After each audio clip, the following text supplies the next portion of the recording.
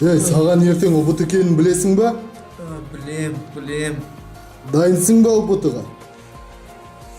Дайындалам ғой. Сен, тыңда мені. ұбытының жаңа форматы 5 пәннен тұрады. 3 негізгі пән, 2 бейімдік пән. Математика, оқу сауаттылығы.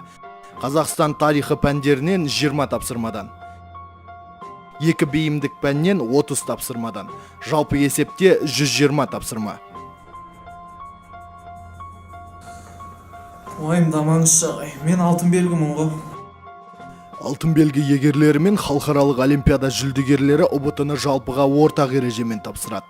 Олардың бұл артықшылықтары тек қана қатардағы талапкермен балдары бірдей болған жағдайда ескеріледі. Ескеруіңді қажет ететін тағы да бір мәселе, тестілеуге толығымен 3 сағат 50 минут уақыт беріледі. Түсіндім ағай. Бірақ университетке түсу үшін ұбытыдан қанша балл жинауым керек? Ұлттық университеттер мен медицина мамандығына түсу үшін 65 балл. Білім, ауыл шаруашылығы, мал шаруашылығы мамандықтарына түсу көрсеткіші 60 балл. Басқа университеттерге түсу үшін 50 балл жинауың қажет. Ұлттық бірыңғай тестілеудің өтетін уақытын Қазақстан Республикасы Білім және ғылым министрлігі бекітеді. Тестілеуге қатысу үшін өтініш 10 наурыздан 10 мамырға дейін жалғасады. Ал саған Игенбай, ұбыты ертең болады. Ертең?